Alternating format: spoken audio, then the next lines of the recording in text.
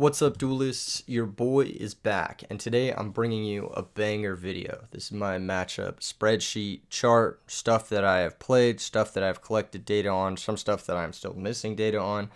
But basically, this is just how certain matchups feel when they are played in Edison format.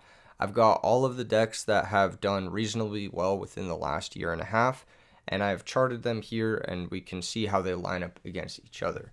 This is an important video because, of course, RBET starts this weekend. So when we're looking at the metagame of the 2023 year kind of shifting into the 2024 year, now less people are playing Blackwings, more people are playing Value Turbo, etc. It's important to look at these matchup charts for major tournaments. If you want to sign up for RBET online this weekend, it's going to be an EU-friendly tournament. Starts at 7 a.m. Pacific on Saturday. Sign-ups go live on Friday. Anyone can enter. It's free to enter. You play in the really big Yu-Gi-Oh Discord, which you can find a link to in the description below. It's going to be super duper fun. It's going to be the first chance, I believe, second chance maybe, first or second chance to get your invite for this year's RBET Rulers. All right, let's get into the matchup chart. Let's talk about it. I'm also going to talk about a few cards that can swing certain matchups. We'll get into that in a second. But obviously the deck that's on everyone's mind is Value Turbo. So with Value Turbo being the most played deck right now, what are some of the decks that you might want to be considering for your tournaments? Well, of course, Blackwing Hybrid, that's a pretty natural predator to Value Turbo. I feel like the Hybrid Blackwings does a great job at beating up on Value Turbo, particularly because they have those fast starts, they have easy access to Deck Devastation Virus, and they can just OTK you out of nowhere, which, if your turn one is like set Raikou, set D-Prison, your opponent like Nobleman of Exterminations, and then like summons 3 Blackwing monsters and pierces over your Raikou for 6,000, it's going to be pretty difficult to come back from that. So I think that's like not a bad pick. The matchup Value Turbo into pure Blackwings without the Greffers is probably pretty favorable for Value Turbo, and that explains a lot why Value Turbo is the most popular deck, because the previous most popular deck, Blackwings, doesn't do that hot into Value Turbo. Now, when I refer to Value Turbo, I'm obviously talking about the builds with like Hamsters, Raikous, Caiuses, that type of stuff. There are a bunch of other builds of Value Turbo, ones that don't necessarily play Raikou. There's like the Norlaris builds, but we'll get into that in a second.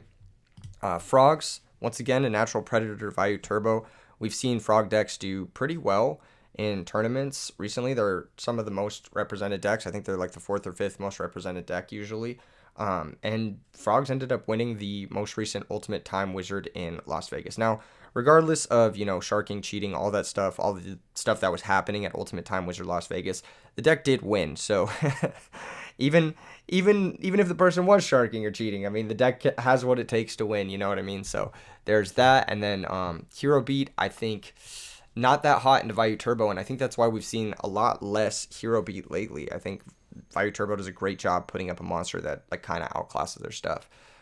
There's a lot of stuff in this chart. Let me see. Am I going to talk through all of these matchups? Yeah, you know what? Let's just go through all of them. Fuck it. It's going to be a long video. Zombie versus Value Turbo. I think Zombies is slightly favored. I think Value Turbo has a tough time with Zombies, particularly if they're on like, a lot of ways to hit out the graveyard. Value Turbo does need their graveyard to make their power plays. And if the Zombie players got those DD Crows, those Book of Lives, that type of stuff, it's going to be pretty hard for the Value Turbo player to ever get going. Raikou is pretty easy for the zombie decks to deal with, between attacking with Goblin Zombie, Sangin, even any other zombie monster, Mizuki as well. And then also, they can run it over with Revive King and negate it permanently later on. Plus, if you put your Plague in the grave, that's just combo fodder for your opponent. They can steal it with their Zombie Master, their Doom Kaiser Dragon. So I think Zombies is actually a really tough matchup for Value Turbo in practice. Lightsworn, pure Lightsworn with Wolves, pretty difficult matchup for Value Turbo as well. We saw a lot less Lightsworn last year, and thus Value Turbo was able to emerge. Blackwings normally defeats the Lightsworn decks, and so since everyone was playing Blackwings, less people played Lightsworns, and as a result, Value Turbo was able to come out on top because its bad matchup kind of diminished, its good matchups kind of prominent, and as you can see, that's like kind of the cycle here in Edison format. Same thing with Christiasworn to a degree, but I think Christiasworn has saw a little bit more staying power last year than like the pure Lightsworn decks. It had some Ultimate Time Wizard success, it topped some RBETs, and I think Christiasworn in general, just like it's more of an unfair combo deck than like your average like Lightsworn Wolf beatdown deck. Diva Hero, I think, is a good matchup for Value Turbo because of Royal Oppression, but this is one of those matchups I was talking about could be shored up by certain cards. If the Diva Hero player is playing like heavier copies of Phoenix Wing or Regeki Break, then they might be able to push through the Value Turbo player a little bit more easily.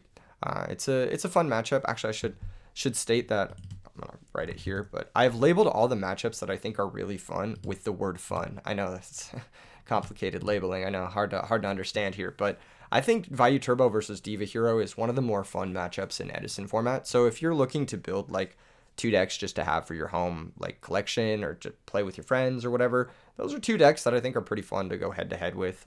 Varying matchups, a lot of really fun interactions like between the Absolute Zero on one side and like the Burial and like all that other cool stuff. Versus Machinas, the Hamster Raiko Caius Machinas, I think Value Turbo is favored. I think the end game that Value Turbo is trying to execute with big going wide synchro turns with pushing a lot of damage, and Dark Arm Dragon and Royal Oppression, those types of end games, are much more powerful when faced up against like Avarice Machina Fortress as the end game. I think Avarice Machina Fortress is good in like grindier games, and it does well against the Raiko part of the Value Turbo deck, but I think it just like gets overwhelmed by Royal Oppression. If you can't out Royal Oppression with the Machina deck, then you're going to struggle versus Value Turbo, I think. It's a very close matchup, but I would have to give the edge to Value Turbo. Same thing with Machina Gadget. I think Machina Gadget is a very close matchup, but Machina Gadget does a better job of ignoring oppression game one, and also Machina Gadget just has a better game one in general. So I think it plays into Raiko better, I think, going second especially. So I think Machina Gadget is better into Value Turbo, and it's slightly favored. That being said, while the game one is free, game two gets very difficult for Machina Gadget. So even in this matchup, like I would say it is a very, very slight edge to Machina Gadget just because they get that game one advantage. Because game two and game three become a lot harder when you have to play into deck dev on your gadgets or pulling the rug on your gadgets or gear frames. So that can definitely change the matchup dynamic very drastically between the Value Turbo and the Machina Gadget deck. There are some cards that Machina Gadgets can side to really shore that up, and the big one is Kaiku the Ghost Destroyer. I'm going to be talking about this card a lot. He was the number one, I believe, most purchased Time Wizard card from the vendors at YCS Vegas. Fun fact. I usually like to go to the vendors and ask them, hey, like what card is moving? What card is on everyone's radar this weekend? And this weekend this past weekend just happened to be Kaiku the Ghost Destroyer. So he's pretty good in GOAT format, pretty good in Edison format, pretty good in Tengu format too. So just a cool card. If you don't already have like shiny ones, might be a good card to pick up. Just really, really solid card. High demand for this card. He's kind of like DD Crow, but he actually a little bit more effective because he floodgates your opponent too. DD Crow is also not pressure. It also doesn't attack. So that's kind of a big upside for Kaiku the Ghost Destroyer. So if the Machina Gadget player, maybe they're playing Solidarity, they can't play Kaiku the Ghost Destroyer, but if they are playing Kaiku the Ghost Destroyer, it could help shore up this matchup. Another reason why Kaiku the Ghost Destroyer is seeing such an uptick in play is because Value Turbo is the most popular deck right now. And Kaiku the Ghost Destroyer comes down, runs over the Greffer, banishes the whatever, prevents your opponent from coming back, prevents your opponent from activating Dark Arm Dragon, and it's just a house versus this matchup. Obviously, they have Raiko to answer it, and trap cards answer it, so it's not like a catch-all solution. The removal in Edison format is very good, but the point is that when you have Kaiku the Ghost Destroyer in your deck, you can navigate to a situation where it sticks and gains you a lot of value, which is pretty important. Versus Machina OTK, I think that Machina OTK has a lot of the tools to get under the Raiko Kaya stuff from Value Turbo. I think that there's a lot of ways that the Machina OTK can pressure Value Turbo, and I think Jinzo actually lines up really well against Value Turbo as well. But I do think that you can be on the flip side of it where you have Royal Oppression up and your opponent's got nothing but special summons in their hand. So it's a very topsy-turvy matchup. It's one of those ones where like it could go either way, and either way it goes, it looks one-sided. I think if you played a large volume, it would end up in a very close to 50-50 situation. Just because, like I said, it depends a lot on those swing cards, and they play an equal amount of swing cards on both sides, I would say. Value Turbo doesn't do the best job of pressuring Gold Sark hands in every situation. Sometimes they'll have like a couple of Raikos and a Value in their hand. They won't be able to pressure someone before their Gold Sark resolves. And if Machina OTK is allowed time to get their Gold Sarks resolving from turn one, it's very good. But that being said, Value Turbo also does play the powerful Burial from the Different Dimension to counter Gold Sark. So it's an interesting one. Plus, they can have those random draws where like Greffer into Armed Wing in the Machina OTK deck like just needs their Gold Sark to resolve to be able to do anything. So it's an interesting matchup for sure. It's not a very interactive matchup. It really just, this is one of those matchups where you can like show the top 7 cards of each deck and kind of decide how the match is going to go. But there are some unique interactions here that I think could make it go one way or the other. I think it's pretty difficult for either of them to sideboard extreme hate cards for the other, because neither of them can really afford to play like Shadow Imprisoning Mirror can't be played in Machina OTK because it shuts off the Jinzo returners, right? But you can't really afford to play like certain cards. Like, I guess you could play like Threatening Roar in Vayu Turbo, but it's just not like the best option. You know what I mean? So yeah, against Norlaris Vayu, I think Vayu Turbo does very good. So into a metagame full of Vayu Turbo, probably wouldn't bring the Norlaris version, simply because the big difference here is that the Norlaris version has to go for the Norlaris, and the Vayu Turbo version doesn't. So you're just playing like a Vayu Turbo mirror where one of them has to do extra steps where the other one doesn't. Same thing with Norlaris Dragons to a degree, but I think Drago out of the board, it really depends on how much Drago the Norlaris Dragon player is playing. If they're playing the full 3 and they're even maining some copies of it, then all of a sudden the matchup looks kind of rough for Vayu Turbo, because Drago completely shuts off the deck. It completely stops Vayu Turbo. They need an out to it, or else they really can't play. So that's kind of a dynamic that you'll see in the Dragon versus Vayu Turbo matchup, is how easily can they stick Drago. Similar to Kaiku, but even better, because Drago can get over Hamster, basically, and it prevents Hamster from getting value. Anyway, versus Quick Draw, I actually think Quick Draw does a great job versus Vayu Turbo. The only undefeated deck from last weekend was Quick Draw Dandy Warrior, making it all the way to second place in the hands of Emmanuel. And I think that, regardless, again, of all the, like, allegations of whatever, sharking, cheating, all that stuff, I still think that Quick Draw, having played a large volume of Quick Draw matches over the last 6 months, has a pretty good matchup versus Vayu Turbo. I think it's pretty favored. The big difference here, the decider, is how well each deck plays into the opener. On one side, you've got someone who draws Sirokkos and Vayus, and then on the other side, you've got someone who draws Sangins and Dandelions. And these are the cards you want to be swinging into Raikos with, right? But I think that the Dandelion deck does a better job swinging into Raikos at getting immediate value. That, and as long as they keep oppression clear, Drill Dandy, uncontested, just beats the Vayu Turbo deck outright unless they draw specifically Burial. So there's a lot more ways Quick Draw can like win the game, whereas it feels like Vayu Turbo has to fight through a lot of stuff, and they need specific one-ofs to deal with like situations that come up quite frequently. So I think that it's a pretty tough matchup for Vayu Turbo. They do have Royal Oppression, but like I said, as long as the Quick Draw deck can keep that clear, and they usually main deck like multiple Dust Tornado, Space Typhoon, Heavy Storm, Raikos, Hamsters, Kaises, like all that stuff, and they can play through Oppression in a myriad of different ways. The Oppression almost actually hurts the Vayu Turbo player in a lot of circumstances more than it hurts the Quick Draw player. That being said, Deck Devastation Virus is a really good sideboard card, but if you're playing Quick Draw in 2024, you have a sideboard plan for Deck Devastation Virus, and so it's not going to hurt you that much. I think the guy who was playing Quick Draw last weekend went like 4-0 versus Vayu Turbo in the bracket, and I mean, that's just kind of like exemplary of the matchup. I think Amaryllis versus Vayu Turbo, I think Amaryllis is actually favored. I don't know, I must have misclicked on this one. I think this is a bad matchup for Vayu Turbo. Similar stuff, similar like Hamster Echo Kaya sort of stuff, but Titanial is really difficult for the Vayu Turbo deck to deal with, because they can, even if they're trading Titanial 1-for-1 with your Raikou, they're stopping your mills. And then you're just on lower cards than them. And Titanial runs over your whole cast. Titanial stops Dark Armed, which is your big payoff. Stops Bryonic, stops Kaias. Just spammable Titanials is really, really difficult for the Vayu Turbo deck to deal with. Fairies is as close to a 50-50 matchup as you're going to get. Game 1, I think it's a slight Fairy favorite. And games 2 and 3, I think it depends on Deck Devastation Virus. I think one of the hard things about Vayu Turbo is that because you play those Raikos, you can't really afford to side this bad boy right here. And the Fairy decks have been adapting to the Vayu Turbo stuff. Like, they've been playing Royal Decree, they've been playing Kaikus, they've been playing Neospatian Ground Mole. They can side a lot more hateful stuff for your strategy than you can for them. Besides Deck Dev, of course. Deck Dev is, the MVP versus the Shining Angel Fairy deck. But if it is a Shining Angel Fairy deck, then you have to assume that they have some sort of plan for Deck Devastation Virus. And then when Deck Devastation Virus goes off or misses, then it's kind of a tough one. Breaker the Magical Warrior, also a card that a lot of people have been citing in against Vayu Turbo that's made it quite difficult for this matchup. So there's a lot of back and forth. I think it's an interesting matchup. It's a frustrating matchup to play from both ends. The late game generally favors the fairy deck because Christia is fucking insane.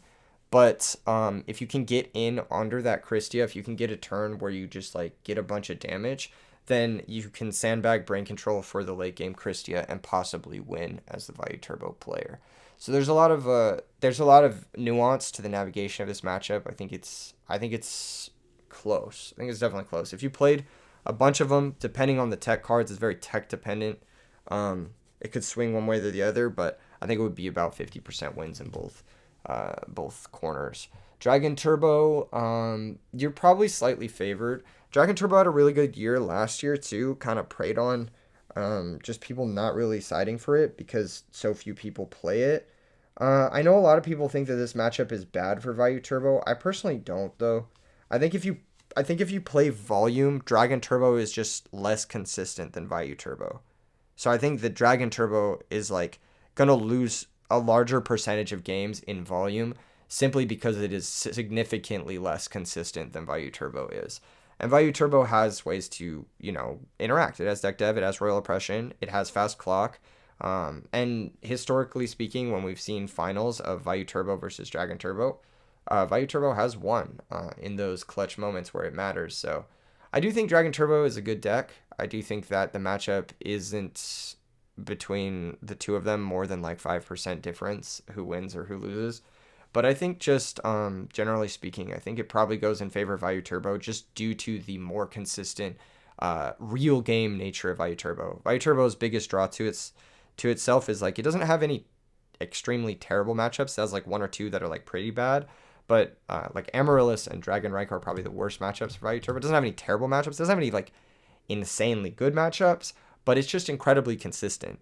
And the fact that it's consistent means that you can count on your draws to not be unplayable. Whereas Dragon Turbo, like in 30% of your games, you're just gonna not be able to play the game. So that's like kind of tricky. I think it's kind of tricky to navigate out of those situations. Whereas with Vayu Turbo, maybe you have a losing matchup, but you can navigate out of it if you're playing well, or if you're like just playing around your opponent's stuff nicely, or I don't know, maybe you just hit a lucky burial or a lucky dad.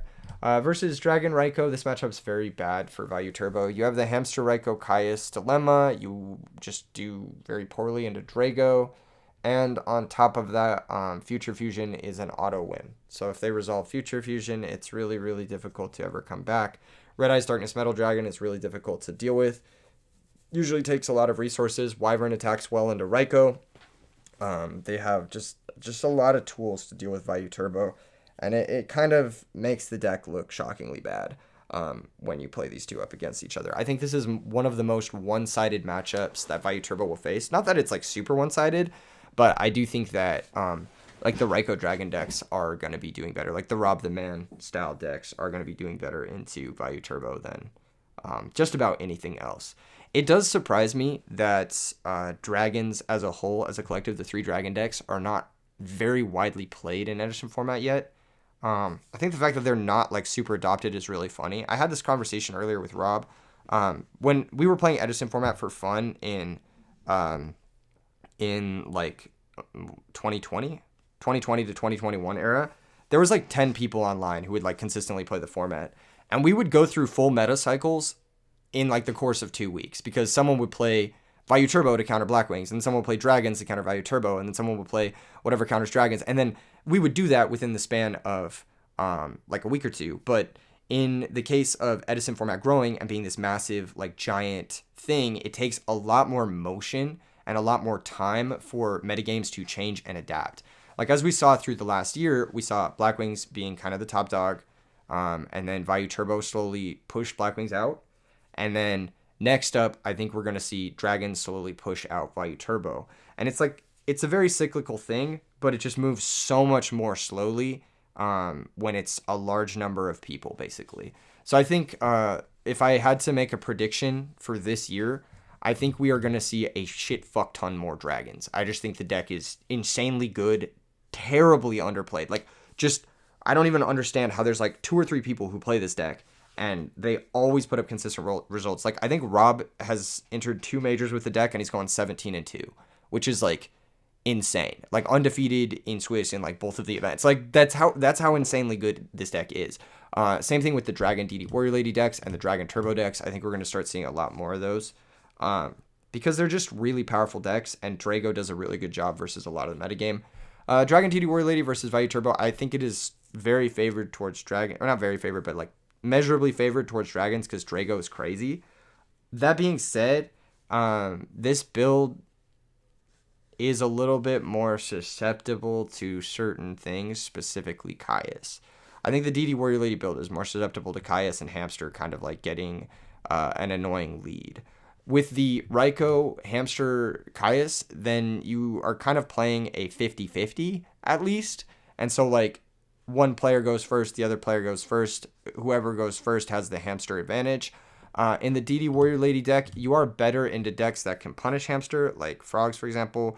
But you are, at the same time, you don't have the same like 50-50 into the Hamster stuff.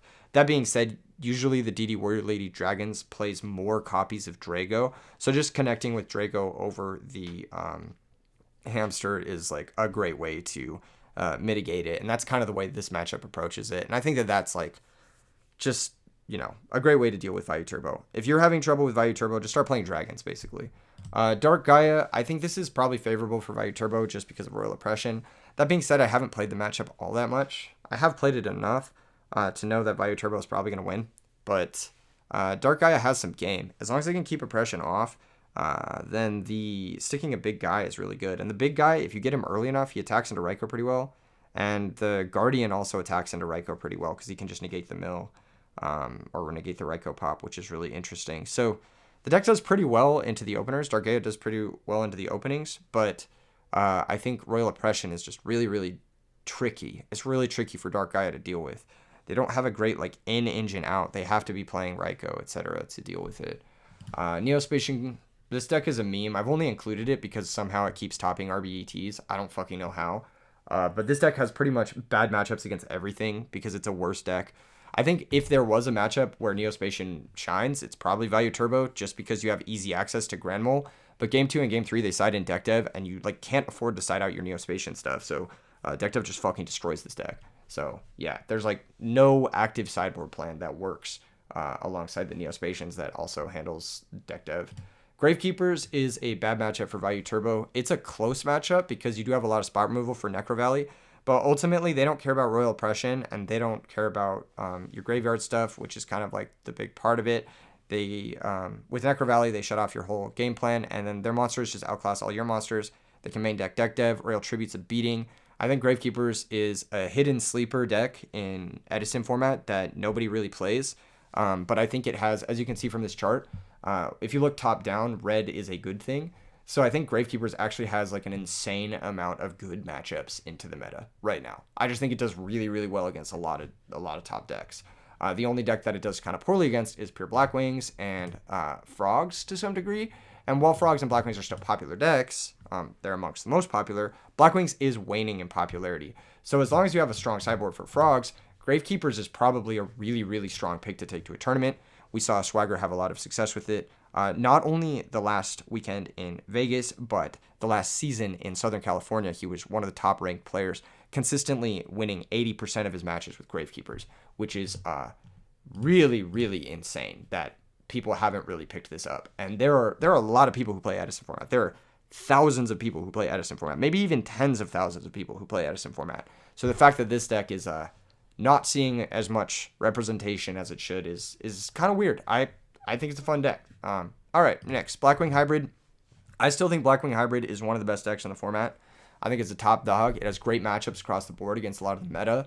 It doesn't do very well against the pure Blackwing mirror, but it does do well against Frogs, Hero Beat, Zombie, Lightsworn, Christiasworn. The Diva Hero versus Hybrid Blackwings, I would like to say, is a very fun matchup. I would highly recommend it as well. If you're looking for something fun, it's a pretty 50-50 matchup, but it's a blast to play. Now, the Blackwing deck, the Blackwing Hybrid deck does struggle a little bit with the Machina Raikou decks, in my experience. I think that Machina Raikou can give it a little bit of trouble because Machina Fortress is annoying, but Similarly to the Vayu Turbo like deck, you can win with like a big Pierce turn on a Raikou, or you can like Icarus attack the Machina Fortress, and you're probably fine. Honestly, I'd probably say this matchup is like fine, probably favorable for Blackwing Hybrid, but in my personal experience, I have not won as much as I should have versus Machina Raikou, but in theory, it should be better for Blackwing Hybrid. Blackwing Hybrid versus Machina Gadgets, I think, is very favored because you have those deck devs, and a lot of people are maining deck devs now in Hybrid Blackwings, myself included. So I think that that just makes this matchup like as free as it possibly can be. Machina OTK, yeah, similar thing. You just rush them down. They don't get a chance to resolve their Gold Sart because your deck is too fast. And so they're very inconsistent at finding their OTK stuff. And even when they do set up like a Jinzo, like Hybrid Blackwings plays very low traps compared to like regular Blackwings. So Jinzo is like not even that good of a thing to stick. Norlaris versus Norlaris, a Vayu, similar thing to the Vayu Turbo matchup. They're forced to set up the Norlaris, but at the end of the day, you have 3 Vayus and 3 Sirokkos, and so it just favors you because you can set up your Vayus, they can set up their Vayus, and they have to Norlaris, but you don't because you have a strong plan A as well. Norlaris Dragons, again, similar thing to Vayu Turbo. If they have multiple Dragos, it can be really, really challenging matchup. But if they don't have multiple Dragos, then you're probably slightly favored because once they go boom, you still have the Grave setup, but they are forced to go boom, basically. And on top of that, I do want to say that Norlaris Dragons is slightly stronger than Norlaris Vayu after they go boom, because bringing out a Red Eyes versus bringing out an Armed Wing, obviously there's a measurable difference there. So that is something that Norlaris Dragons has an edge in this matchup. If it does go boom, it's actually kind of strong. Like, it's actually kind of scary because whatever, but once again, it has to do that. And doing that through Icarus attack and like sideboard crows and deck devs and stuff like that, it's very difficult for them to actually pull it off. First quick draw, you're favored. I mean, you have the big Pierce OTKs over tokens, which happen all the time, like normal Sirocco, special Bora, Armed Wing, bring out the guy, pump, attack for 5,700 over a token or whatever it is. And then just like say good luck, have fun to your opponent. You know what I mean? It's just like, it's such an easy matchup for Hybrid Blackwing. Deck Dev also destroys quick draw. Same thing for Amaryllis. I think it's very good. Fairies, I think this is a hard matchup if you don't draw Deck Dev. If you do draw Deck Dev, it's a good matchup. But if you don't draw it, I think it's a very bad matchup. So it's very swingy. And I've put it as a 50-50 here because if you have 3 deck devs in your deck, let's say not game 1, but total, then in roughly 50% of your games, you're going to see deck dev in your opening hand. And so I'm thinking like, okay, roughly 50% of the games are going to be easy. Roughly 50% of the game are going to be hard. But that being said, it doesn't really factor in the fact that you can draw deck dev in the late game as well. So I don't know. I think obviously Fairies has a sideboard plan for it. And the plan A of like Blackwing monsters and like Greffer, Armed Wing does really poorly into like Shining Angel, DD Warrior Lady. So, you know, if you just don't see deck dev, the matchup is really hard. I've put it as 50-50 for now. Again, it's very build dependent. It's very how much deck dev do you have dependent. But if the Fairy player is siding around deck dev, it can be a tough matchup. It's probably the hardest matchup next to like pure Blackwings for Hybrid Blackwings. Dragon Turbo is a great matchup. Dragon Raikou is a bad matchup. I think any of the like the Trap Dragon decks are bad matchups for Blackwing decks because they have Drago to lock you out, and then they have Hamster to stop you from beating them to death, or DD Warrior Lady to stop you from beating them to death. So both of these matchups are pretty bad for Hybrid Blackwings. They're generally matchups you don't want to see. If you're playing Hybrid Blackwings, you're like, oh, fuck, I got to play against Dragons. And then they normal a Drago, and you look at your Greffer, you look at your Vayu in your hand, you're like, man, this sucks. And then you're forced to like Icarus the Drago, and then they just bring it back. And like, you know, it's like everything they're doing forces too much action from you. And you have to overcommit to a lot of stuff. And then at the end of the day, they can just like sandbag their D prisons and kill your last few threats, and then pick you to pieces with Wyvern Reborn. So that's a very difficult. These are both very difficult matchups for Hybrid Blackwings. Dark Gaia, I've actually not played this matchup even once or seen it even once. I've never seen Hybrid Blackwings versus Dark Gaia. I would assume it's good for Hybrid Blackwings just because of the nature of the matchup. Yeah, I would assume it's just good for this matchup for this deck. But that being said, I've never seen it played, and I've never played it. Despite Hybrid Blackwings being one of the most played decks that I have, I've never played against Dark Gaia. So I put data. Data is the stuff that I just don't have enough data to make a an assessment on Neospatians, Omega Lul. Gravekeepers is actually a really tough matchup for hybrid Blackwings. Necro Valley shuts off all the Grepher stuff you're doing, so that's tricky. Deck Dev is on both sides, and they can hurt each other equally, but Gravekeepers has the Gravekeeper Steel to add back their monsters, which is really annoying, and Gravekeeper Spy is really annoying as well. So I think Gravekeepers does a pretty good job at handling Blackwing hybrid. Pure Blackwings, the matchups are actually shockingly different from hybrid Blackwings. Like, Hero Beat goes from being favored to like horribly unfavored from hybrid to regular Blackwings, and that's all just due to the inclusion of like Dark Greffers and like other shit like that. I think that hybrid Blackwings does a really good job versus Hero Beat, where Blackwings doesn't, because of their ability to spam Armed Wing, which is just a good card versus Hero Beat. And then another one that like kind of differs is the Machina Raikou decks. Actually, no, that doesn't differ too much. I think it's a tough matchup. Machina OTK is where it differs. Like, the OTK decks is where playing pure Blackwings is bad. I think pure Blackwings has a worse time against Dragon Turbo and Machina OTKs because you just don't have that fast clock with Grepher. You don't have those consistently strong openings. You're relying too much on set, but then your opponent gets a lot of time to set up their perfect hand. They True Nade, they OTK you. And then also, I think the regular Blackwings deck has trouble deck deving, where the hybrid Blackwings deck does not have as much trouble deck deving. So versus fairies, I think regular Blackwings is horribly unfavored. It is much, much harder to resolve deck dev, and therefore it is much, much worse of a matchup. Because not only do you have to draw the deck dev, but you have to draw the setup with it, whereas Blackwing hybrid is almost always going to have the setup for the deck dev. And that definitely matches up poorly. That being said, the regular Blackwing deck does play less monsters, so it's less weak to Royal Tribute, and therefore I think it is a much more favorable matchup versus Gravekeepers. And I do think that Blackwings versus Gravekeepers is one of the more fun matchups that you can play. Frogburn and Hero, which are the only two frog decks that like really had a showing last year.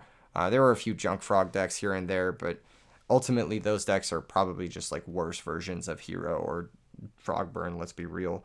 Frogburn had some crazy results. I think Raunik topped with it, and I think Homam Jamal also topped with it in RBETs, and they had pretty good records. So I think that those are interesting interesting decks that I expect to see. I expect to see a lot of Frogburn moving forward because I think it does pretty well versus like the expected meta cycle. I think it does pretty well versus value. Anyway, versus Hero Beat, I think both of the builds are favored. Versus Zombie, it's very build dependent. It's a fun matchup. I put build dependent instead of fun because I just wanted to say, like, yeah, Zombies, if they have like DD Crows and they have a lot of ways to interact with Treeborn Frog beyond that, like Book of Life, that sort of stuff, and they're like, they've got Pulling the Rugs, or they're playing like the instant fusion stuff and they can rip at your hands, then the Zombies is probably favored. But if they're playing more like slower, like Dust Tornado, Deep Sea Diva, like heavy Pyramid Turtle counts, that sort of stuff, then the frog decks are favored. So it really just depends on the construction of the deck. Some cards line up better against some cards line up worse against some cards, and it can really vary. Like, your matchup can go from very good to very bad with the inclusion of like 5 or 6 different cards in the variables of these decks. So it's pretty tricky. It's pretty tricky, and it's a tricky matchup to navigate on both sides, I would say, as well. Lightsworn, I think frogs, both Burn and Hero, are favored versus Lightsworn. I think that if you're playing traditional Frog Monarch with like the junk frogs, it is unfavored versus Lightsworn. But the matchups, or the builds that have consistently done well, which is Frog Burn and Frog Hero, do have a good matchup versus Lightsworn due to like the way their non-engine interacts with the Lightsworn strategy. On the Burn side, you've got Threatening Roar Wabaku, which does very well versus Lightsworns. And then on the Hero side, you've got Absolute Zero, which does very well into Lightsworns. So Christia Sworn is pretty much just a straight race. Frog Hero can OTK, so that's pretty useful, and they've got a large number of, once again, these discard traps. These help you versus Christia if it does stick for a turn or two. So I think that, you know, you're racing to get a setup that can pressure the opponent before they can get to a Christia. And then on the Burn side of things, you've got battle tricks, like battle traps, like Threatening Roar, Wabaku, and stuff like that to sort of pivot away from the Christia and then be able to Monarch it. That being said, it's really difficult if your opponent has Royal Decrees in game 2 for the Frogburn deck. So I think the Frogburn deck is slightly worse than the Frog Hero deck, but it's a tricky one. That's a tricky matchup. I think that's one that I have played enough to know that it can go either way, and it's very swingy. But if you played a large enough volume of games, I'd assume it'd be 50-50, and I'd assume the game plans would be executed one way or the other about half of the time. Diva Hero versus Frog Burn. Frog Hero, I think Diva Hero does a pretty good job against the Frog decks, simply because it does a good job of putting a shitload of must-answer threats into play all at once. Also, it just can sandbag cards very well, and it does very well when it's not being pressured. Diva Hero is kind of one of those decks. It's an OTK deck, functionally. So when you're playing it, if you get a chance to sandbag cards, if you get a chance to draw up to 8, 9, maybe even 10 cards, you'll have enough resources to be able to push through just about anything. And once again, depending on how many Phoenix Wings they're playing, they can even OTK you through Gores. So yeah, it's a tricky matchup for Frogs, I would say. Definitely difficult. Raikou Machina is probably favored for Frogs, as weird as that sounds. Both of these, Frog Burn and Frog Hero, probably have a heyday versus any Hamster Raikou Kaius deck. Machina Gadget, I think, is slightly unfavored for the Frog decks because it's like a very grindy matchup. I actually think this is one of the most fun matchups in the format because it's just like little guy who gets a plus versus big guy who gets a plus, and it's kind of like this interesting dynamic of like the Gadget deck is functionally building their own Monarch, whereas the Monarch deck is like the Gadget and the Smashing Ground built in, but it doesn't search another monster. So there's like this really fun like counterplay, interplay. It's very positional. Both decks are fairly slow. I mean, Machina Gadget can be fast if it draws limiter removal specifically, but it's just a very fun and interactive matchup, and I would recommend that too. Like, if you maybe don't like Blackwings or you don't like hero cards that much, Frog Burn versus Machina Gadget is a fun matchup to play in the format. Versus Machina OTK, I think both versions of these Frog decks are good versus Machina OTK. I think Absolute Zero does a good job, and I also think that Threatening Roar and Waboku do a good job.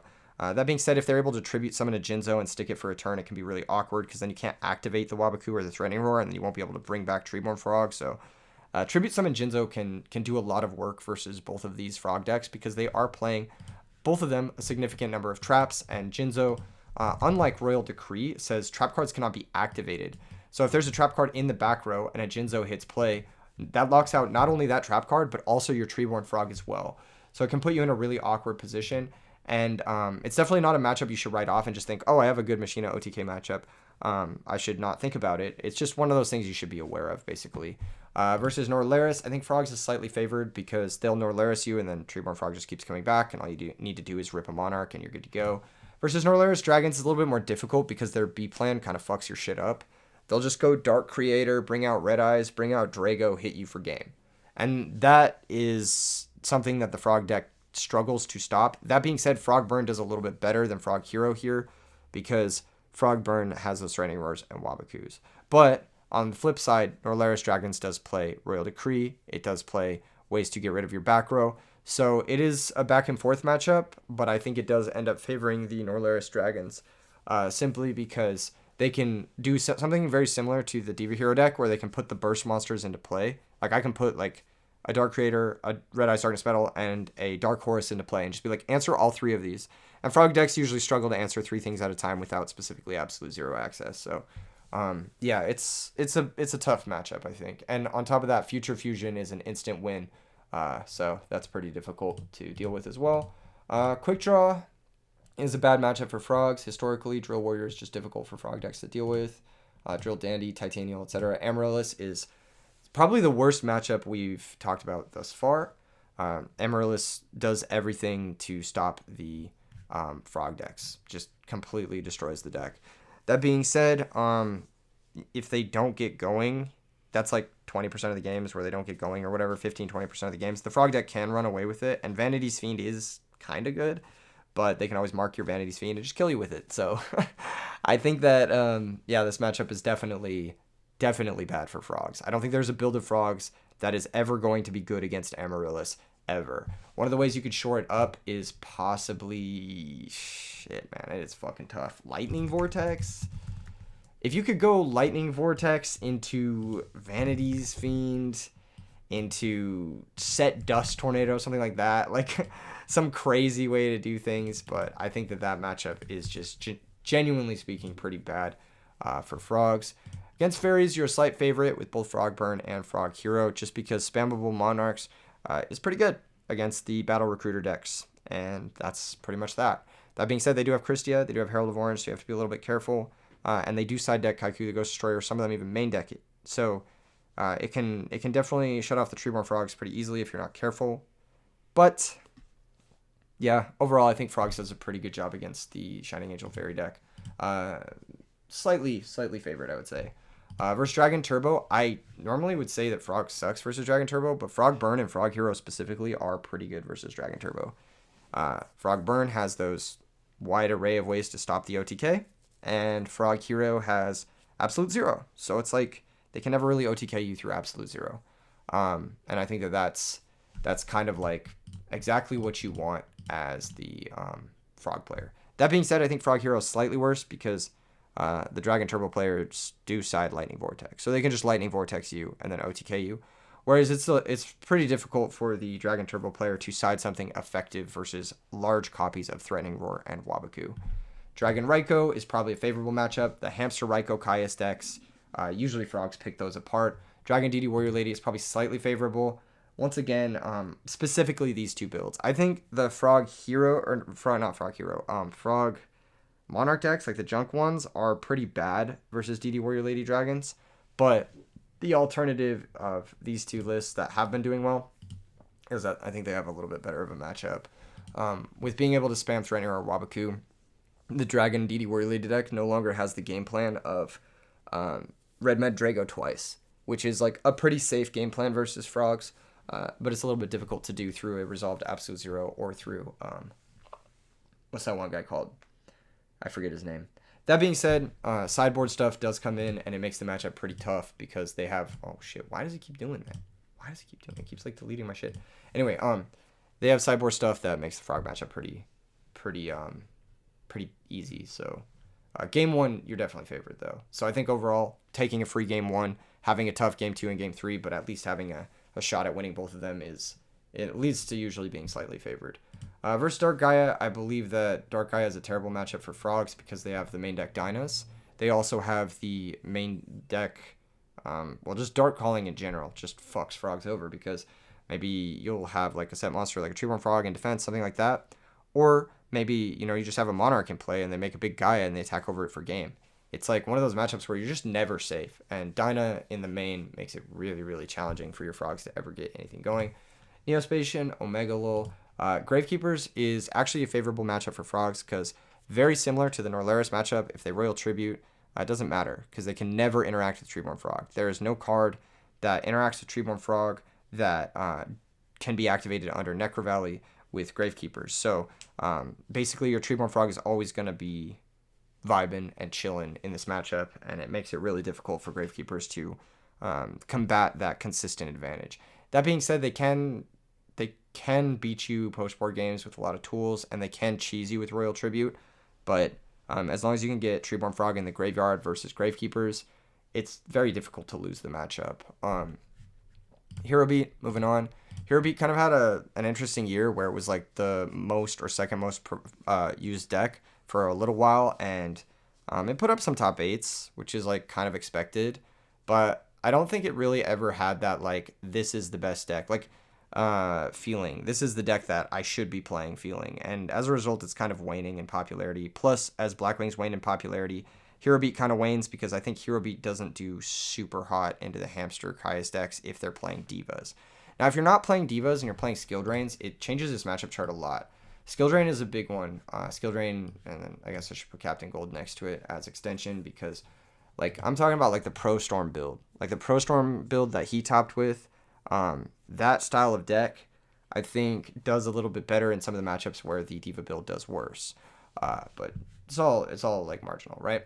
I think Hero Beat versus Zombies. Hero Beat does not the best versus Zombies, but it is a very fun matchup. It's very back and forth. There's a lot of interaction. There's a lot of fun, unique ways to make things happen. But I think overall, the Zombie deck is just a little bit more powerful, and it's a little bit more difficult for the Hero Beat deck to stop them from doing their thing. But when you can do it, it always feels kind of like you're flexing, and I think it's a really fun matchup. So maybe you like Heroes and Zombies. Hero Beat versus Zombies is a very fun matchup. That being said, too, if they do play Shadow Mirror, it can very easily change the matchup from unfavorable to favorable. And I think that Hero Beat decks should play Shadow Mirror because they don't play Dark Monsters. So why not play Shadow Mirror? Shadow Mirror just great against Vayu, great against zombie decks, great against Caius in general. So it can do a lot of heavy lifting. It's like a one-sided skill drain in a lot of instances. Versus Lightsworn, it's very build dependent. Once again, going back to skill drain versus light mirror, like skill drain, light mirror versus deep sea diva. If they're playing deep sea diva and they're not playing skill drain or light mirror, the matchup is fucking terrible for Hero Beat. But if they're playing, skill drain, light mirrors, that type of stuff, then the matchup is quite good for Hero Beat. So it just depends. Yugioh, same thing, build dependent. Versus Diva Hero, you're unfavored. Snowman Eater lines up really well against your deck, and they usually play a couple of that. They're just playing your deck, but more powerful, and so they're going to go over the top of your deck. If you have Royal Oppression, it helps in this matchup, but it also hurts your own Miracle Fusion, so it's really, really difficult for this deck to play through a Snowman Eater under its own Royal Oppression too, which is really funny. So yeah, I just think Diva Hero kind of walks all over Hero Beat, in my experience with the matchup at least. And from watching it and seeing it at like top tables and shit. Machina Raikou is not a good matchup for Hero Beat. If you're a Machina Raikou player, you're probably very happy to sit across from a Hero Beat player. Machina Gadget, I think it's a little bit easier for Hero Beat, particularly if you're playing Skill Drain, but mostly because Hero Beat main deck's Cyber Dragon, and Cyber Dragon is really good against a deck that's all machines. So it can help you in the Machina Raikou matchup, but it definitely helps you in the Machina Gadget matchup. And similar thing with Machina OTK, when they summon Jinzo and then you got Gemini Spark still live, it's difficult for them to ever get anything going, so it's pretty good. Versus Norlaris Vayu, I think it's build dependent. Again, back to skill drain, that type of thing. DD Crows, number of those. It can be a bad matchup, it can be a good matchup, but default Diva Hero Beat loses to default Norlaris Vayu as it stands. But you can change your build to make it positive matchup for you. Norlaris Dragons, I don't think this will ever be a good matchup for Hero Beat. They just go way over the top. Norlaris nukes you, and then Future Fusion is crazy. Spammable Red Eyes is crazy. You pressure them, but not on a meaningful access. Skill Drain does nothing. Shadow Mirror could help in this matchup. Could definitely help in this matchup if you are siding it. But they also generally play Cold Wave and True Nade. So they can True Nade anything back if you don't have Dark Bribe to protect your Floodgates. It's like pretty hard to rely on them. So I think that this matchup is pretty tricky for Hero Beat. I think Norlaris Dragons does a pretty good job. Versus Quick Draw, you are unfavored. They just get to do all their stuff. This does change if you're playing Skill Drain and Oppression in the main, or Skill Drain and Oppression total. Kind of like how Pro Storm was. It makes it a little bit better, a little bit more manageable. But the Quick Draw engine and Titanial are really difficult. Same thing with Amaryllis, but Amaryllis does even better under Drain because they have a spammable 2200 that you have to answer every single turn or else it just solos you. So very good matchup for Amaryllis going up against Hero Beat. Fairies, I think, is a bad matchup. You can improve it by having the Light Mirror and the Skill Drain, though. So that definitely helps. It definitely makes it much more even. But generally speaking, it is a bad matchup. If you don't have Light Mirror and Skill Drain, it's a very losing matchup. DD Warrior Lady is super, super good against the deck that only has like 5 monsters it can attack with. Versus Dragon Turbo, I actually think Hero Beat does a pretty good job because it can pressure really fast, and then it has meaningful interaction. Plus it has Honest, so it has layered meaningful interaction. The Raikou Dragon decks and the Warrior Lady Dragon decks, I think, are favored for Hero Beat. I think the only way the Raikou Dragon deck is going to be good against, or the DD Warrior Lady Dragon deck is going to be good against Hero Beat, is if it plays like the Fitz Dragon deck, which had, I believe, 3 main deck Snowman Eaters. During the height of Hero Beat's popularity, at the beginning of 2023, when Fitz won with his Dragon build, he had 3 main deck Snowman Eaters, and you can definitely see the effectiveness of that card in this matchup when watching his games in that tournament, the Deck Devastators tournament. Versus Dark Gaia, I think Hero Beat is definitely favored, particularly if you do play that Skill Drain. And Neospatian, you're favored, and Gravekeepers, I think, is a terrible matchup for Hero Beat. While Royal Tribute is not that good against Hero Beat, everything else is, and the monsters are just like stronger than yours. So you constantly have to be in this situation where you need to out Necro Valley. So that's a tough one. And Gravekeeper Spy, it has a similar effect of Snowman Eater in that you have to go minus just to deal with it, which is pretty bad. And they can use it with Gravekeeper Steel. Oh, it's just a tough matchup. Hero Blast is shut off by Necro Valley. Miracle Fusion shut off by Necro Valley. I think it's a really bad matchup for Hero Beat. Spark needs to do a lot of heavy lifting, basically. For zombies versus Lightsworn is good. Zombies versus Christia Sworn is bad. The big difference here is not Christia, but Herald of Orange Light. Herald of Orange Light being able to interrupt those big Bryonic OTK turns makes it very difficult for zombies to ever really make that big push. As long as your opponent has access to Herald of Orange Light, they're never really dying to you. So that can definitely change things. Got to be careful of Aaron in both these matchups as the zombie player. And yeah, I mean, that's just a tricky matchup. Versus Diva Hero, you are favored. I think you're kind of doing their thing, but a little bit more low to the ground, a little bit more consistently. And Book of Life is a great way to interrupt potential future Miracle Fusion plays. Machina Raikou, I think against all the Hamster Raikou Kaius decks, Zombie is favored to some degree. Versus Machina Gadget, it's so free for zombies. Gadget can't even attack over set Pyramid Turtle. They smash and ground you, and then you get to bring back Pyramid Turtle, and it's just like, you get to do all of the things you want to do. And then you have the insane late game of Return, Dad, Burial, whatever broken shit you're playing for the late game of zombies is going to go off versus Machina Gadgets. They don't really have the best way to interact with you outside of Royal Oppression. You can just save your Dust Tornado for Royal Oppression, and you're good to go. Versus Machina OTK, I also think zombies are favored because they can float into Spirit Reaper, and so it stops OTKs. I mean, that's like pretty much all it takes. Versus Norlair's Value, I think it's a slight favorite, but it is a little bit awkward if they deck dev you, pretty much. So it's a close matchup. And versus Norlair's Dragons, I actually think you're unfavored because they have Drago. So yeah, pretty straightforward. I think Zombies versus Quick Draw is one of the most fun matchups in the format. I'd say it's about 50-50, maybe slight zombie favorite. Zombies has a lot of tools to deal with the Raikou stuff, but Drill Dandy is actually really difficult for the zombies to deal with. Plus Titanial is also really difficult for the zombies to deal with.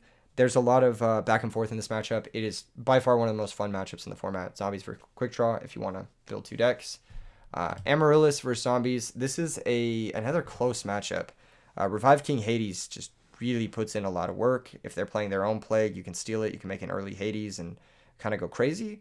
But Titanial is a house versus zombies. Like, it stops a lot of stuff. So it's really an interesting one. Really an interesting matchup. Definitely a lot of back and forth in this one. It could come down to tech cards, certain draws, certain navigations of certain boards. Lightning Vortex, again, one of those cards. Kaiku the Ghost Destroyer, one of those cards that could help you a lot in this matchup. Zombies versus Fairies, once again, Herald of Orange Light. Man, it's just super good against zombies. They don't really have the best way to play through it. You kind of just have to hope they don't have it, and that's pretty much it. And then when you go for your push and they have it, it's just like, all right, I guess we go next. Dragon Turbo. That being said, Hades is really good versus the Shining Angel, DD Warrior Lady Fairies. So, you can get like if they have a hand that's like hella full of recruiters and shit, you can get Hades going and then just like play like a more middle game plan versus Fairies using the Revive King to negate their openers and just keep them from ever getting anything going. DD Warrior Lady is really good versus your openers. I don't know. Dragon Turbo, I think, is a tough matchup for zombies. It's not like the worst matchup. I think it's like pretty close, but I think Dragon Turbo just has a little bit too much time. And that's kind of the issue. You don't have Royal Oppression. You don't have like turn 1 crazy stuff. Instant zombies can instant fusion into vanities on turn 1, which is useful. I can't deny that. They do have Spirit Reaper to poke at hands, which is also useful. But I generally think that Dragon Turbo has a good time kind of invalidating what it is the zombie deck is doing.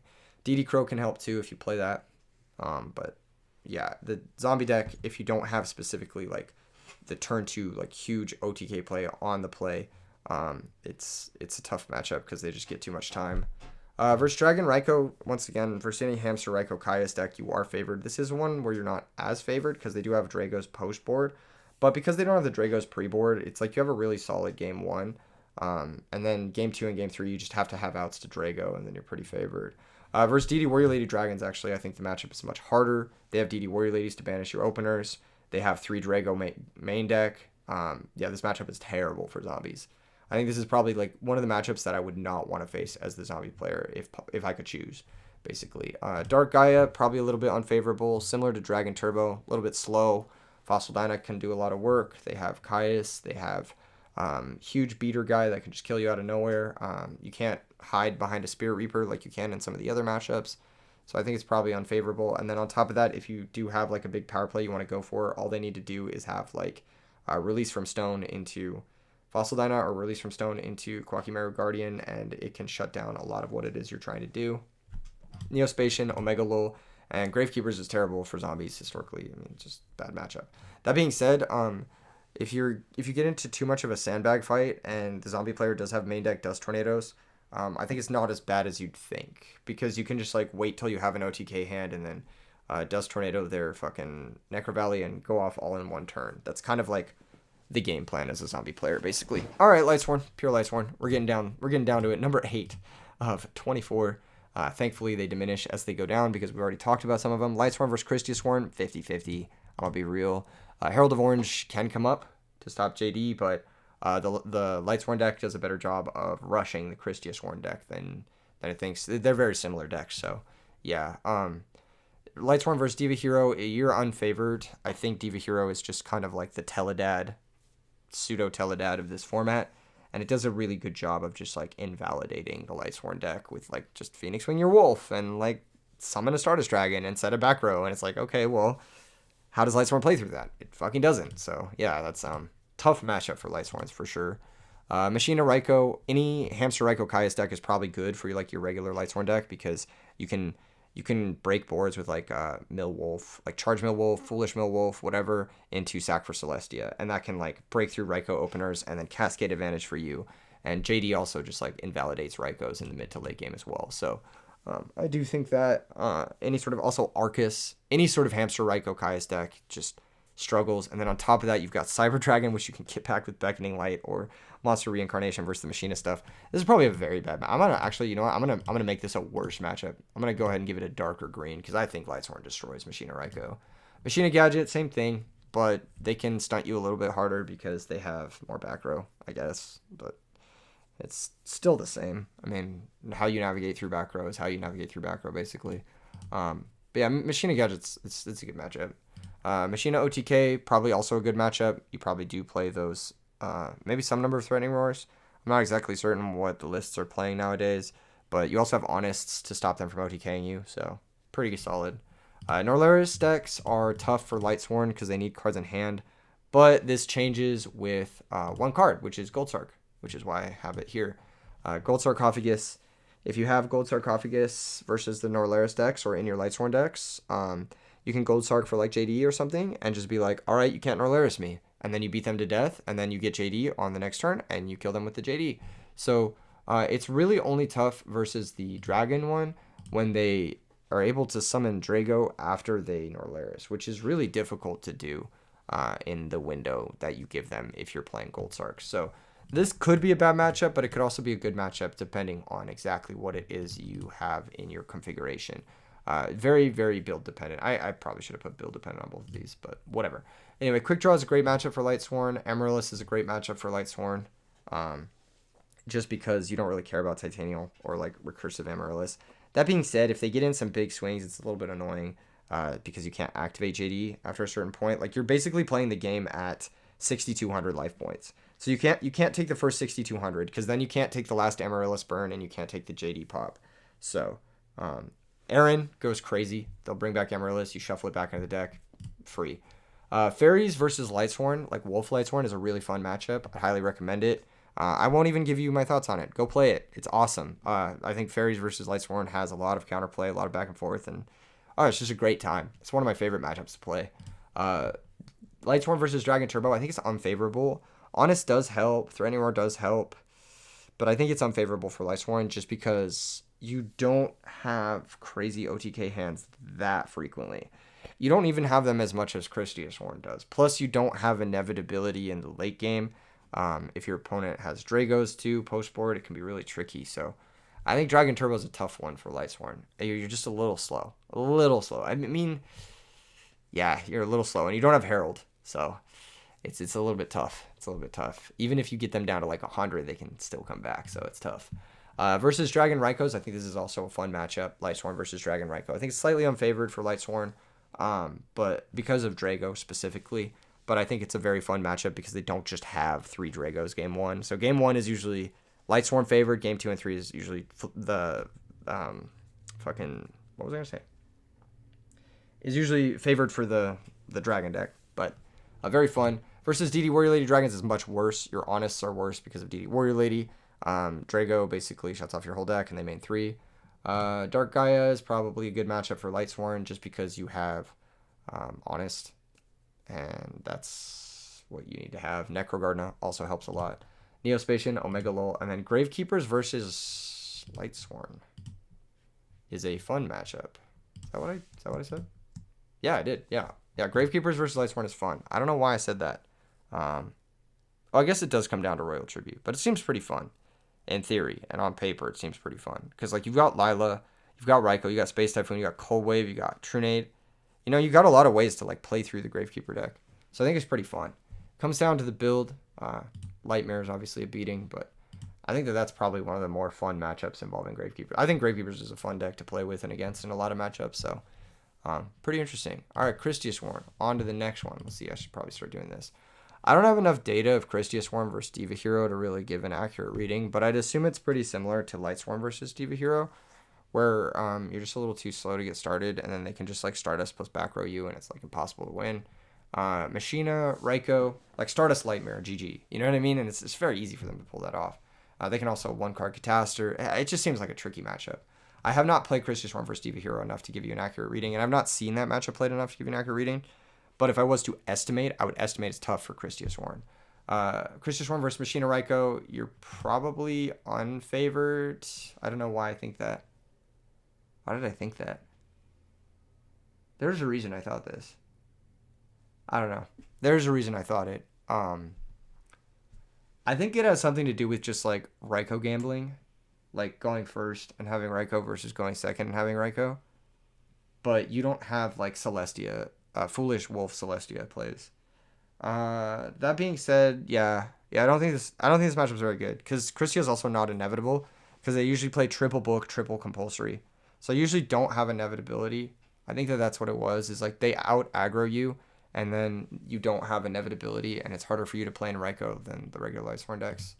Machina Gadget, probably same thing. You just don't have inevitability and they for sure side Lightmare. Machina OTK is probably slight favorite because you have Herald of Orange. Norlaris decks, probably slight favorite because you have Herald of Orange. Norlaris Dragons is tough because of Drago Solos, Christiasworn. Quick Draw is probably is the most favored deck for Christiasworn. I think like it's just really difficult for Quick Draw game 1 to ever stop Christia from happening. Like it's just gonna happen. The Quick Draw deck is too slow, and like they don't have any great answers to Christia game 1. Herald of Orange is fucking crazy versus Quick Draw. So I think that this matchup is very good for Christiasworn. It's so good that like I was citing like 5 or 6 cards specifically for Christiasworn when I was playing Quick Draw. Anyway, Amaryllis is favored for Christiasworn because you just summon Christia. Fairies is slightly favored because you're playing the same deck and it's a Christia race, but you have Hamster and they don't. So that can matter a lot in the matchup. But then again, I mean, DD Warrior Lady is pretty good because they actually have outs to Christia. They have DD Warrior Lady to out Christia, so they technically have the inevitability, but they have to sandbag the Warrior Lady. It's a tricky one. It's a really back and forth matchup, but I think the edge goes to Christiasworn because they have the free wins. Dragon Turbo, free. You have Herald, you have Honest, you have Christia. So free. Versus Raikou Dragons and DD Warrior Lady Dragons, the number of Dragos determines how bad the matchup is. Versus Dark Gaia, I have no data for that. I don't understand why I haven't seen this matchup played it, but it just hasn't happened. I have no data. I can't really tell you. In theory, probably Gaia is favored. In theory. Neospatian, Omega Lol, and Gravekeeper is very bad matchup for Christiasworn because you don't play Typhoon, Heavy Storm, that sort of stuff in the main deck. So game 1, you just have no outs, and you get deck dev'd, you get Royal Tributed, you have too many monsters. It's brutal. Gold Sark helps, but it's a really, really hard matchup for sure. All right, Diva Hero versus Machina Raikou, I think is unfavored for Diva Hero, but it's a fun matchup.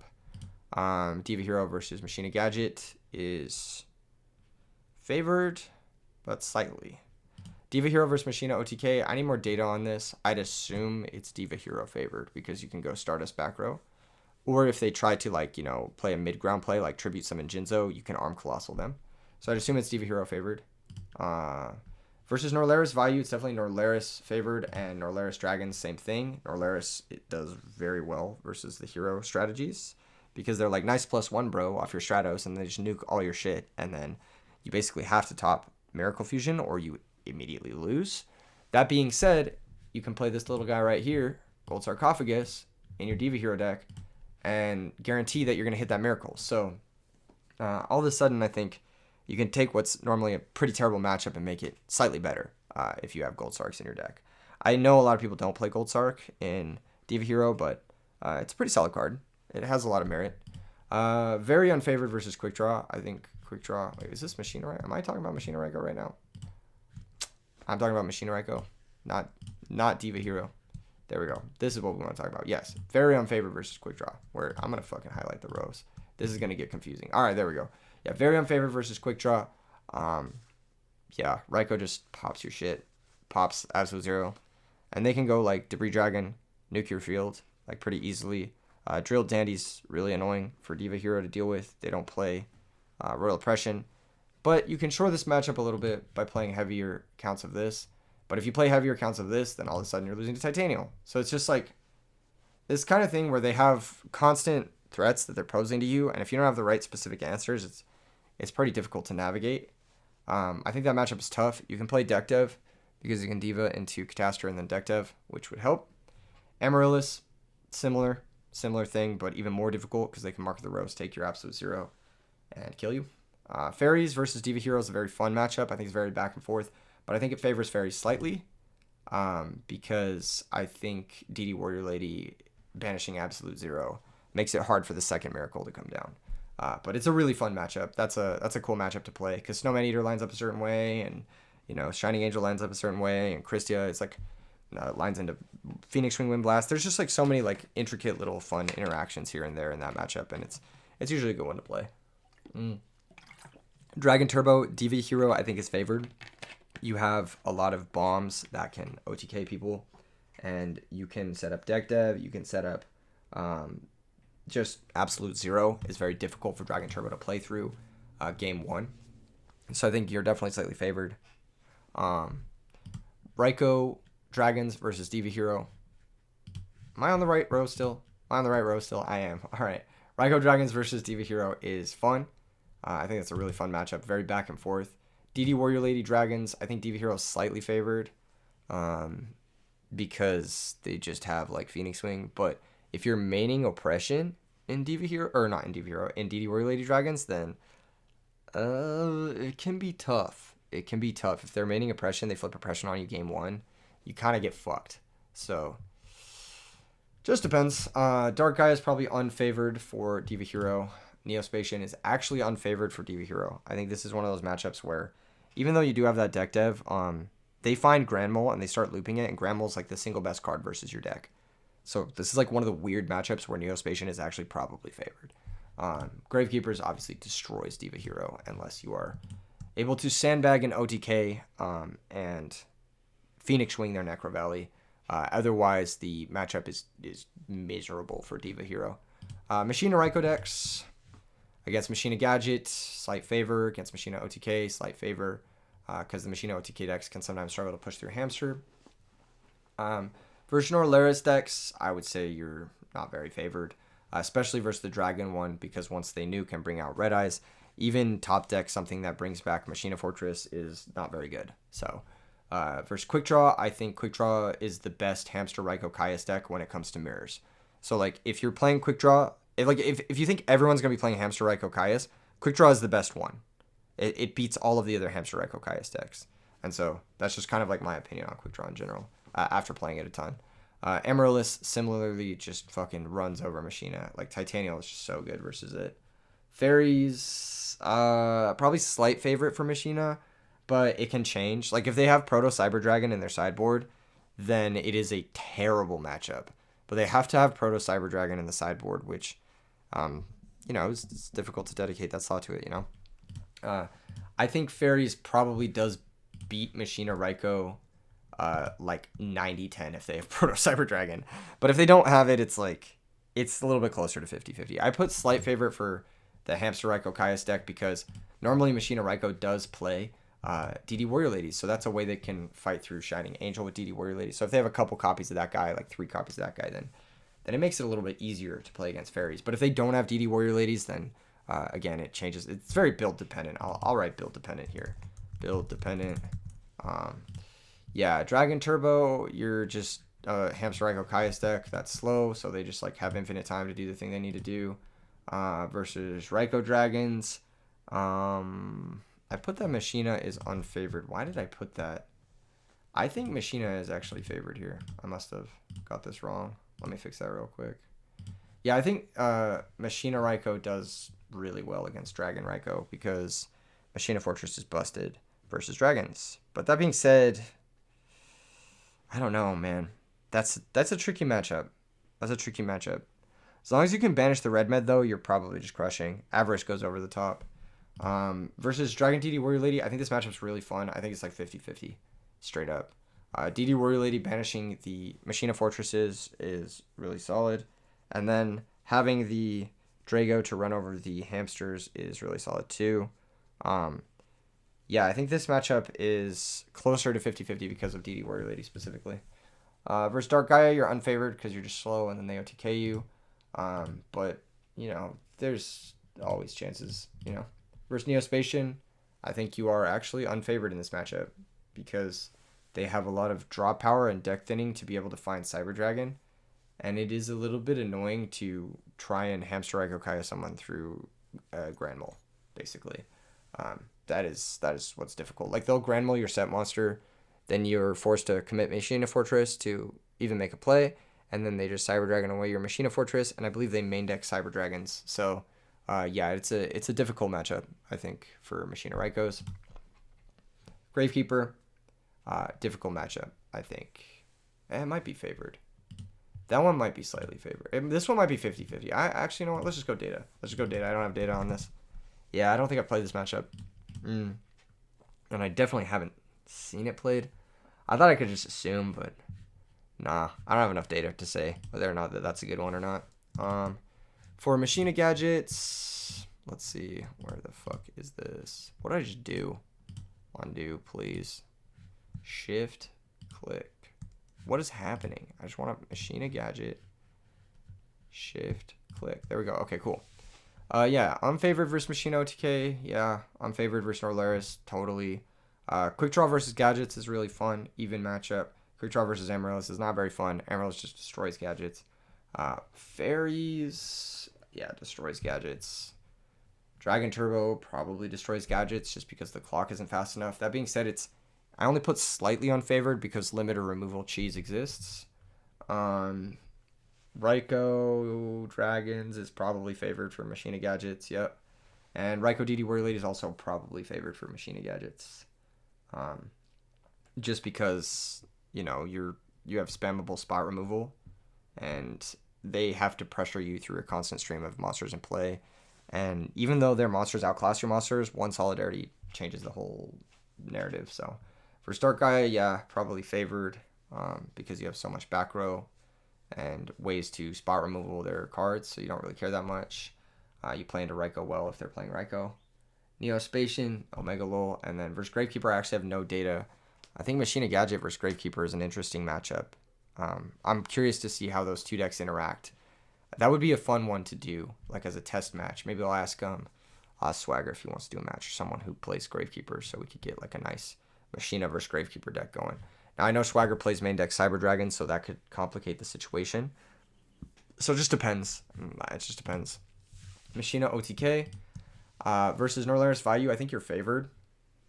Because if they nuke you, you have 2 Gold Sarks. So that obviously makes you have chances. And then if you open Future Fusion, it's not like a slow win. It's a fast win. Versus Norlaris Dragons, I think it's probably closer. Because Red Med is annoying to get over. Yeah. Yeah, this is probably like 50-50. I'm like editing all of these as I'm talking about them out loud. Machina Fortress is good against Norleris Dragons. That's a tricky one. That's a really tricky one. You could also top deck Overload Fusion. That seems like a miserable matchup. I never want to play that. OTK versus Quick Draw, unfavored. Quick Draw just puts up dandy tokens, and it's like, fuck me. DD Crows also come in, and they deal with the OTK pretty handily. What is this guy? Amaryllis. Yeah, Amaryllis, same thing. They just put up tokens, and it's just like really annoying to OTK through. Versus Fairies, strongly unfavored. Get through a Shining Angel challenge, impossible. Machina OTK versus Dragon Turbo. I put LMAO because it's just like literally whoever OTKs the other person first. Like, it doesn't get more 50-50 than that. Machina OTK versus Dragon Raiko. I'd say it's probably unfavored for Machina OTK because Drago is pretty good. And you're both Future Fusion decks. But it's hard for the Machina deck to attack over a Red Eyes Darkness Metal. Or attack through Hamster. Same thing with the DD Warrior Lady deck. I think it's definitely favored for the deck that has the Dragos and it's a slight favorite. Like, yeah, I've never played Jinzo versus Dark Gaia. I've never seen Jinzo versus Dark Gaia, so I can only assume it's like similar to the other OTK mirrors. Jinzo versus Neospatian, Omega Lol, and Jinzo versus Gravekeeper. I don't have the data. I'd probably say that Gravekeeper's is decent, but they can just like Gold Sark for Truenade's Future Fusion, and then that can change the whole game. So it just depends. Norleris Vayu versus Norleris Dragons. I think the Dragon deck always goes over the top of the Vayu deck, and it has Drago, so easy win for the Dragons. Matchup wise, it's probably favored versus Quick Draw because of deck dev. Unfavored versus Amaryllis because even if you Norleris, they just have the grave resources and they can DDR shit and they can Mark of the Rose your guy, and it's just really ugly matchup. Like you can end up behind after Norlerising them, which is silly. But deck dev does something in this matchup at least. Versus Fairies, you got deck dev, so there's that. And then I think you are slightly favored, even though Herald of Orange Light on the combo is annoying. You can just deck dev before you go for the combo or whatever. You're probably very strongly favored versus Dragon Turbo. I think if you're playing any Norleris deck versus Dragon Turbo, it's laughably bad for Dragon Turbo because they need their whole hand. And what you can do is you can just wait for them for the Super Rejuvenation turn, and then you can Phantom of Chaos nuke their hand, and they immediately lose the game. So, yeah, it's probably an unwin. I would go as far as to say this is the most one-sided matchup, Norleris deck versus Dragon Turbo on this entire thing, except for perhaps one that's later on the Norleris chart. But if you're struggling with Dragon Turbo, play Norleris because it destroys Dragon Turbo. Dragon Raiko, probably slightly unfavored because of the Dragos. Same thing with the Dragon DD Warrior Lady. Probably unfavored from the Norleris side of things. Plus, when you nuke, they have Wyverns, so and Totem Dragon on the DD Warrior Lady side of things, so nuking is actively bad for you. Versus Dark Gaia, probably a slight unfavorite, I'd say. They can top deck Dark Calling, which is rough. That's the only thing. And if they play Gold Sark for Dark Calling, then that's another layer of annoying things. Neospatian, LMAO, I don't fucking know. You just DDV them and they lose. And Gravekeepers versus Norleris is like the most one-sided shit. It's like you have to answer Necro Valley or your deck does nothing. Like your deck cannot function. So I think Gravekeepers is probably the best matchup versus Norleris. If you're scared of Norleris, play Gravekeepers. Norleris Dragons pretty similar. I mean, Norleris Dragons versus the Quick Draw decks I think is more favored because you do a better job. It's favored. It's favored. Unless they get Drill Warrior going, it's favored. That's what I'm saying. Anyway, Norleris Dragons versus Amaryllis. This one you are favored because instead of summoning an Armed Wing, you summon Dark Horus, which gets over Titanial. So, it's actually much better. Fairies, you are favored because you have Drago and you can ignore them. Dragon Turbo, once again, I need to change this green to be like, yeah, dark green. Raiko deck, probably slightly unfavored. Similar thing, you pop, they have Wyverns, but they don't have to pop and you do. So you're just their deck with extra steps. And then Dark Gaia, similar thing to the previous one. Neospatian, LMAO, Gravekeeper. Again, terrible matchup. And then Quick Draw Dandy, moving on towards the end here. Quickdraw Dandy against Amaryllis, very unfavored. Quickdraw Dandy versus Fairies, super close matchup. I'd say slight favorite for Quickdraw, but very fun, very swingy. It can go either way. Versus Dragon Turbo, I think Quickdraw is just too slow. It loses Dragon Turbo pretty hard. I think Quickdraw Dandy does pretty well versus all the other Hamster Raikou decks. And I think it actually does pretty well versus the DD Warrior Lady Dragon deck as well. Now that people have not been siding Rivalry of Warlords. If you side Rivalry of Warlords, this matchup becomes very easy for Dragon DD Warrior Lady, but then you have to cut your DD Warrior Ladies from the main deck to be able to play that. So it becomes awkward. But I think Rivalry of Warlords dictates this matchup if you have it versus if you don't. And then Dark Gaia, yeah, gets absolutely shredded by Dark Gaia. Dark Gaia destroys Quickdraw. Neospatian, main deck, and Gravekeepers I think is slightly good versus Dandy, but it's not by any means like more than just a slight like few percentage points towards Gravekeeper. I think Quickdraw has a lot of tools to deal with Gravekeeper, particularly the main deck Dust Tornadoes, particularly Dandelion itself. If you get Royal Tributed, you still get tokens. You can still play the game. If you top deck Caius or Titanial or something like that. And on top of that, if you manage to stick a Stardust Dragon, it can go pretty far. So like even like turn 1 Foolish Debris going first as Quickdraw, and you stick that Stardust Dragon, it can be pretty difficult for the Gravekeeper player to deal with it. But yeah, next deck, Amaryllis. Amaryllis versus Fairies is unfavored. They do a pretty good job of dealing with like your guys. Like they can just DD Warrior Lady banish your Amaryllis, and it's like, oh, that's annoying. Or they have Honest to run over Titanial, or they have Christia to lock you out of the game.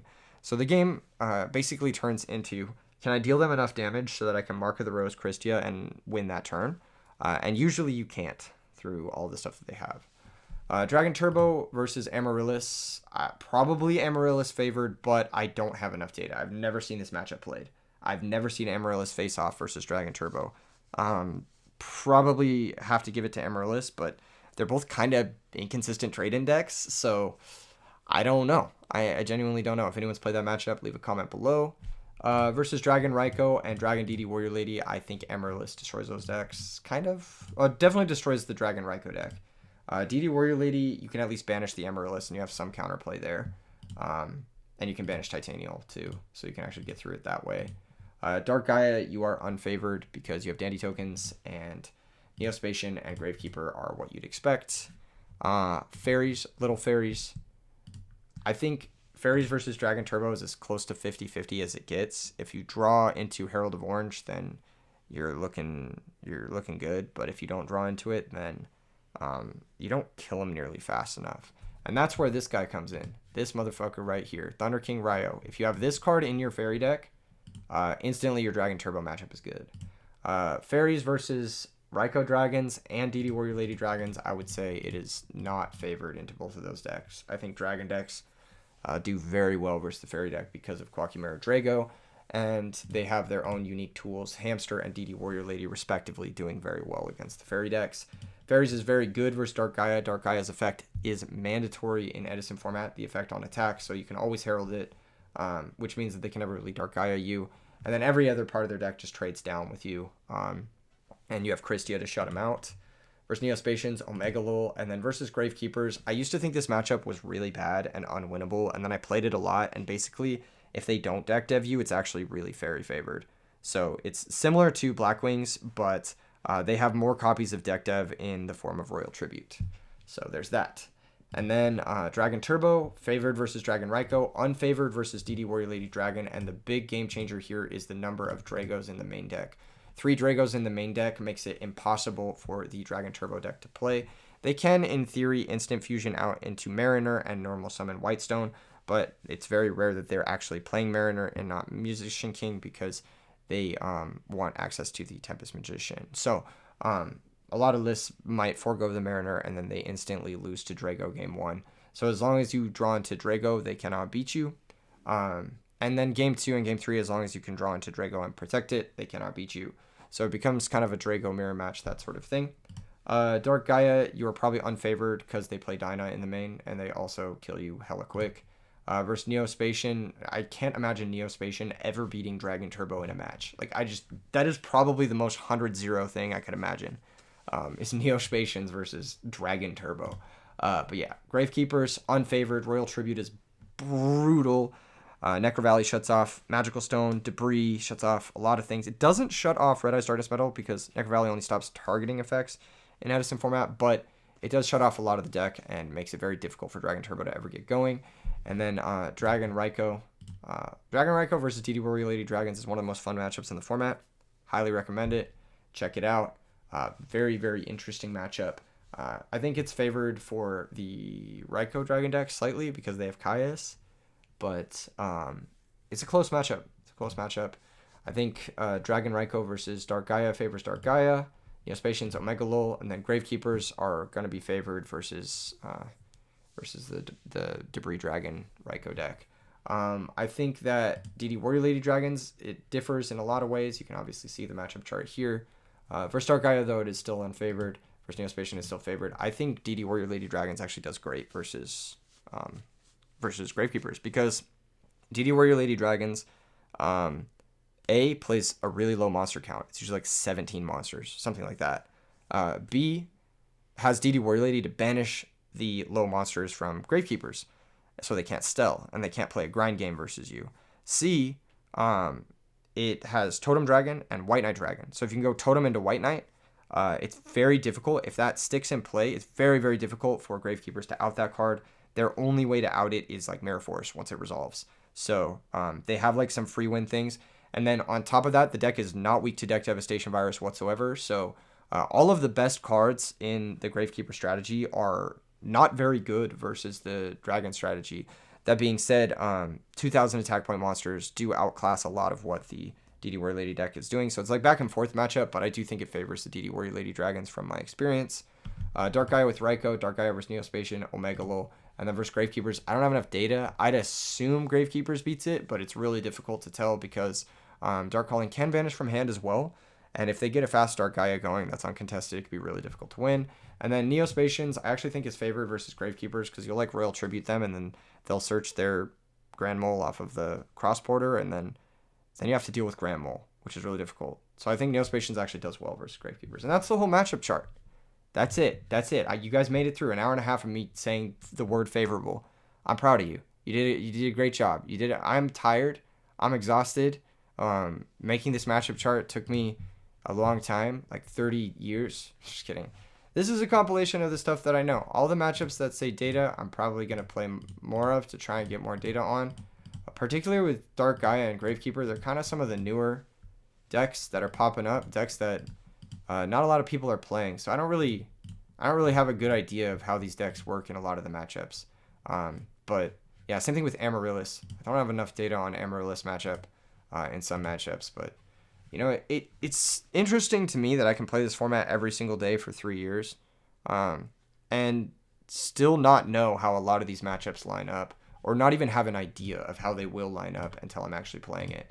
So it just goes to say that the format is incredibly deep. There are cards you can always include to improve your bad matchups or swing them in your favor. There's always something to beat whatever is the top deck. There's always a cycle past it. I don't think there's any deck that's even close to being like tier 1. If you look at this, not tier 1, but like tier 0, I should say. The only deck that's like kind of close is Hybrid Blackwings.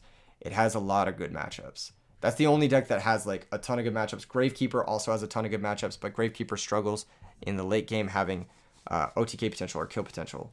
So like even these decks that have a lot of good matchups on paper, they can struggle in certain areas that are exploitable.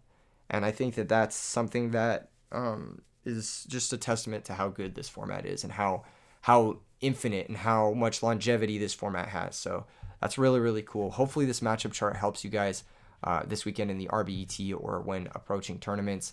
I think that this is generally speaking how I would look at these matchups. Now other people are going to have different experiences. Maybe there's someone out there who's like, I don't know what you're talking about. Vayu Turbo always beats me, and I play Diva Zombies. I'm good. And it's just like, well, I don't know, man. Maybe that's just your experience. You know what I mean? Like, and it's totally valid to have a different opinion on these things. This is mostly from my own experience and my own testing and my own play testing. And mostly, you know, you can't guarantee that every match is going to be like a quality assured match. But I think you can pretty much guarantee that these are generally speaking, the cycles that the meta is going to go through in order to correct itself. Thank you guys for tuning in once again, and I'll see you guys this weekend for the first RBET of the season. Peace.